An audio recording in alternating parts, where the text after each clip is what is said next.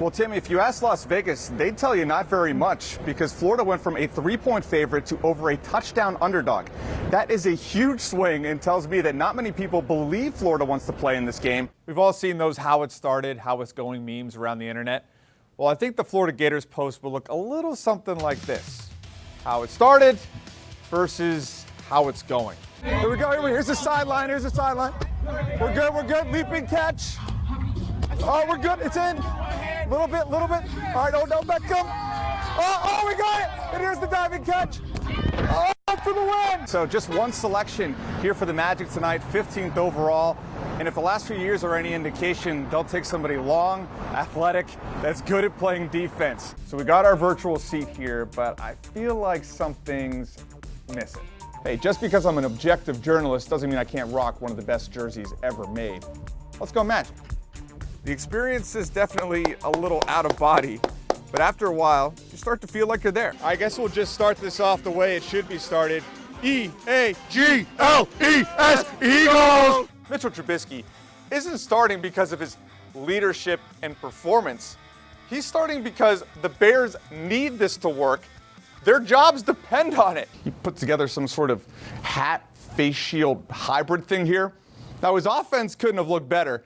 The shield, we're going to call that a work in progress. Well, it's been a weird season, so I guess I shouldn't be surprised that Bowl Week has been strange too. I got the beautiful city of Dallas here lit up behind me. The teams aren't even allowed to leave their hotel rooms to explore it. You're 6'11", I am about 5'11". This probably looks like a normal slice in your hands. That's all right. Smith goes to work on Achua, who's been a brick wall defensively, and Smith just muscles his way in. The guy literally dressed as Darth Vader for a press conference. So some people are surprised that Mullen has gone to the dark side here. I say it's par for the course. I used to play in high school, wasn't that good. Gonna see if maybe things have aged better with time. So guys, let's get in position here. We're running Utah shallow, all right, on one-on-one. Wish me luck. Ready, set, go. Oh, it's picked! That's the walk-off. I'm Pat Welter. And I'm Pat Welter. This was Spectrum Sports 360.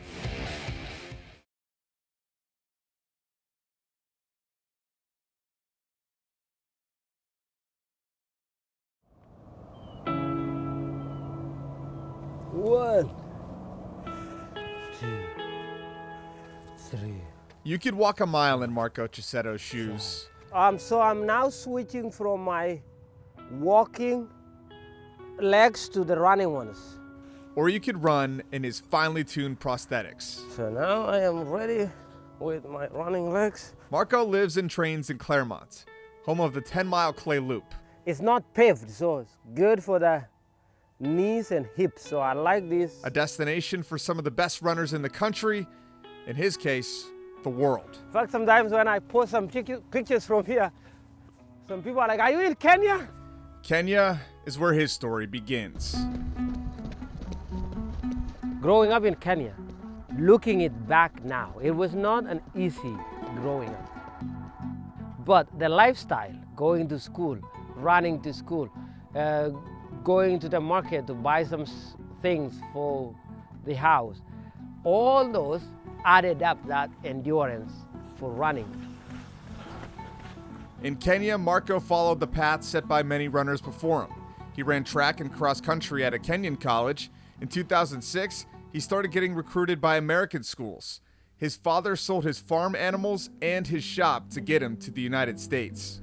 My dad had 20 kids, 2 wives. So my mom, 11 of us, and the other wife, 9.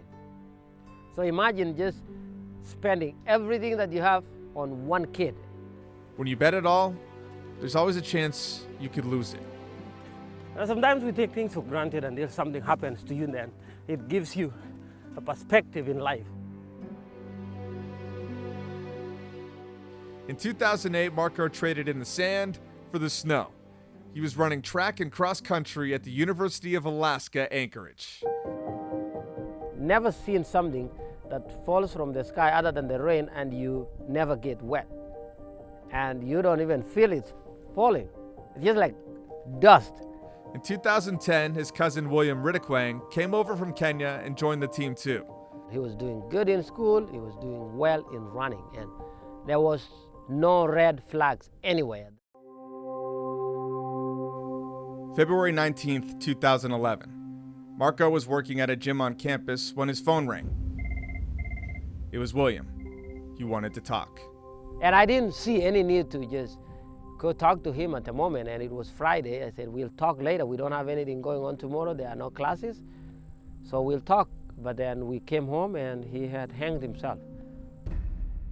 Marco took the loss hard. He blamed himself and says he slipped into depression. You know, as an African man, you're not gonna accept that you're having a mental breakdown. And even like now that I go around, share my story, a lot of people still have that mentality too, even here in the US. Like nobody really goes around and say, you know what, I just snapped. Marco was prescribed antidepressants and started getting counseling. April 2nd, 2011, campus police responded to a medical call. Marco had overdosed on his medication. He was taken to a local hospital where he stayed for 28 days. That summer, he says he started to feel better, but by the fall, his depression returned. And by November of that year, I was just like not seeing any light at the end of the tunnel, as we would say. So then one evening that year, I took some antidepressants and went for a run. So then I passed out from an overdose of that. Sunday at about 7:15 p.m., somebody who will have known Marco saw him at what we call the social science building. Marco went missing in the Alaska woods for 56 hours. What do you remember from that run?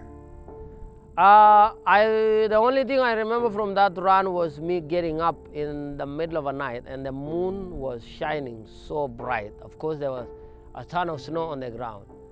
And at that time, my head was so clear and I knew I was in the wrong place. And if I didn't get out of that place as soon as I can, I knew something bad was going to happen to me. Frozen and lost, Marco only knew one thing. He wanted to live. And that adrenaline rush, knowing that I was about to die, gave me that energy to try and get up and get out of there. Marco later told police that he followed the sound of cars, then he saw lights. Those lights led him to a hotel lobby. As soon as I opened the door, first thing he said was 911, and that's all he could pretty much say. Marco was taken to the hospital and treated for frostbite. After 3 days, the doctors were able to save his hands, but not his feet. You know, it's that moment in life that you are asking yourself, what am I supposed to tell myself now?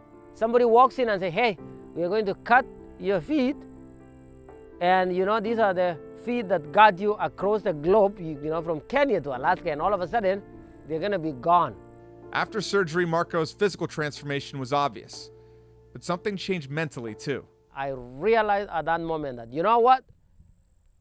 Things will happen in life. Some you may have control and some you will never have control over them. You just live through them, and this is one of them.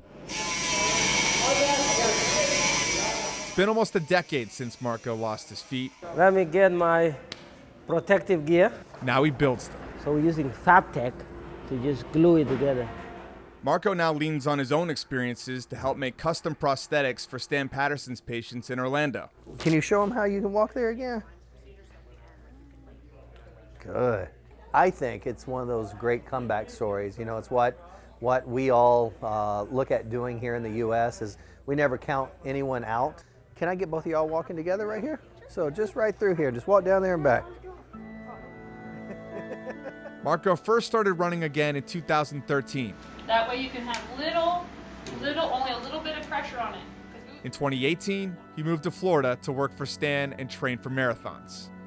And you know, I started training right away, and that year I ran a New York City Marathon. Marco has also run the Boston and Chicago marathons. He currently holds the fastest known time by a double amputee. Always feel like this is the second chance that I was given to do all the things that I had planned to do or what I want to achieve in life. Marco has a wife and 3 kids. He has a job he loves and a running career that's earned him a sponsorship from Nike. Most importantly, he's happy. As human beings, we have tremendous powers to overcome adversity. So I want that kid out there, somebody watching this story, to know that you can overcome anything in life. It's you telling yourself, you've got this.